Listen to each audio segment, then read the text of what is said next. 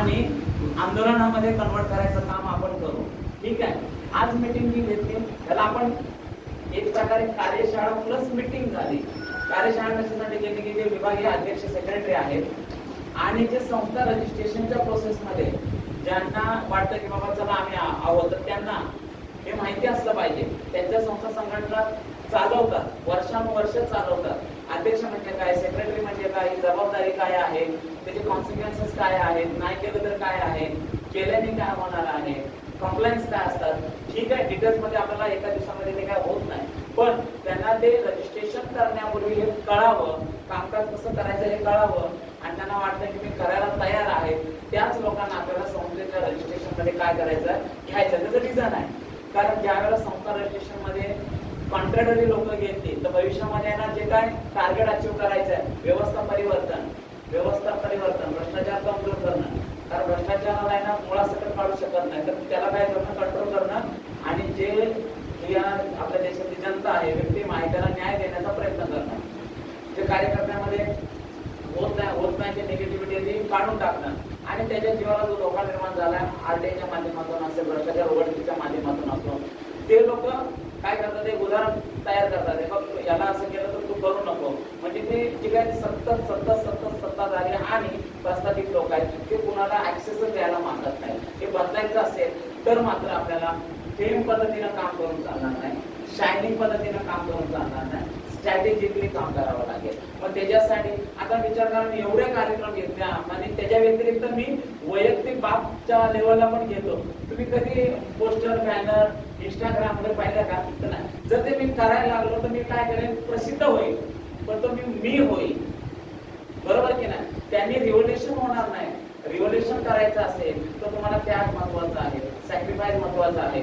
जेवढा काय खर्च केला, मी कुणाला भुर्दंड दिला का पैशाचा? दिलेला नाही.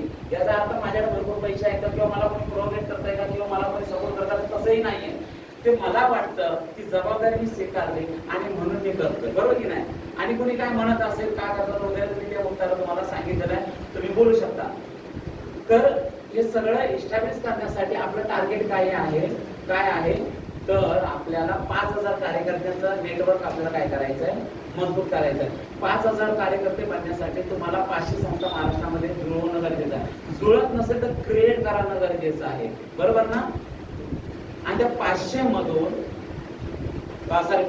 मधून आपल्याला 50 ते 100 लोक अशी बनवायची आहे ती एका विचाराची. म्हणजे बरोबर ना? एखाद्या गाडी आपल्याला चालवायची असेल आणि त्या वेळेमध्ये तिथे पोहोचवायची असेल तर त्याचा ड्रायव्हर चांगला असला पाहिजे, त्याचं इंजिन चांगलं असलं पाहिजे, त्याची चाकं चांगली असली पाहिजे. बरोबर ना? आतमध्ये बसणारे पण चांगले पाहिजे. नाही एसी मध्ये एकाला उलटी येते, गरमीमध्ये त्याला चक्कर, डोकं दुखतंय. बरोबर ना? फास्ट चालवणं त्याला म्हणजे डोळे फिरतात नाही, असले नको आहे. तर ते टार्गेट जर का करायचं असेल तर एका मार्गाने योग्य दिशेने जाणं गरजेचं. त्याची मेंटॅलिटी आपल्याला पाहिजे. आता सोशल मेंटॅलिटी करताना आहे ना, तुमच्याकडे एक सारखं टार्गेट पाहिजे. एक सारखं टार्गेट म्हणजे काय, तर मला व्यवस्था परिवर्तन करायचं आहे, मला लोकप्रतिनिधी म्हणून आहे ना काय करायचं, स्वतःला एस्टॅब्लिश करायचं. तर लोकप्रतिनिधी म्हणून तुम्हाला काय करताना, डिक्लेअर करताना तुम्हाला प्रोसेस मधून जावं लागेल. आता साहेबांनी स्किप झालं किंवा सांगता नाही आलं, स्किप झालं. तुम्हाला पहिल्यांदा एकदम, मला माहिती आहे तुमचे समाज तुम्हाला भरपूर माहिती आहे, पण तरी पण आहे ना संस्था रजिस्ट्रेशन करताना अडचणी येऊ नये म्हणून जी लोक घ्यायचे की त्याला काय सपोर्टेड आहेत, पण त्यांच्याकडे पैसे नसतील, ज्ञान नसेल, ते आपण आहे ना ट्रेनिंगच्या माध्यमातून देऊ. पैसे नसतील तर आपण ते प्रोसिजर प्रयत्न करणार आहोत. आता लगेच मी करेनच हे असं म्हणत नाही, पण ते करणार आहोत. कारण करेनच म्हणणार आहे नाही झालं मी काय करणार, खोटं बोलू शकत नाही ना.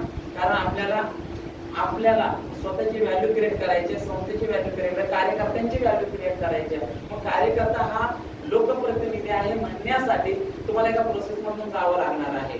कोणत्या प्रोसेस मधून, तर तुम्हाला बेसिक ट्रेनिंग मध्ये बेसिक कायदे आले जे गरज आहे, त्याच्यानंतर ऍडव्हान्स ट्रेनिंग जे डिपार्टमेंट आहे, प्रत्येक डिपार्टमेंटचं इंटरनल आहे ना ट्रेनिंग द्यायचं. त्याच्यामध्ये कोणते प्रोसेस आहे, एसओपी कशी आहे, कायदे कोणते आहे, सर्क्युलर कोणते आहे, त्याच्यानंतर आहे ना तिथे भ्रष्टाचार कसा होतो. आता कसा होतं एकदा कळलं की मग काय होतं, सोपं होतं एक्सपोज करायला. बरोबर की नाही? पण कुणाला हे करायचं सगळं की जो संस्कारमध्ये नाही आहे मग बाहेरच्याला करायचं का? मग प्रोसेस काय आहे? मेंबर होणं, मीटिंग अटेंड करणं, त्याच्यानंतर आहे ना कार्यक्रम अटेंड करणं, बरोबर की नाही, डाटा जमा करणं, डाटा जमा केल्यानंतर आहे ना त्याचे प्रचार करणं, प्रचारातून आंदोलन उभं करणं, बरोबर ना. त्या प्रोसेस मध्ये आहे त्याचं हे होईल असं हे म्हणते, त्याचं काय म्हणतात त्याला, हे त्यांना मूल्यांकन केलं जाईल. म्हणजे कुठल्या कार्यकर्त्याने किती वेळ दिला हे आपल्याला आपोआप आहे ना, आपण असं प्रयत्न करतोय की आपली वेबसाईट आहे ना ती सगळ्यांना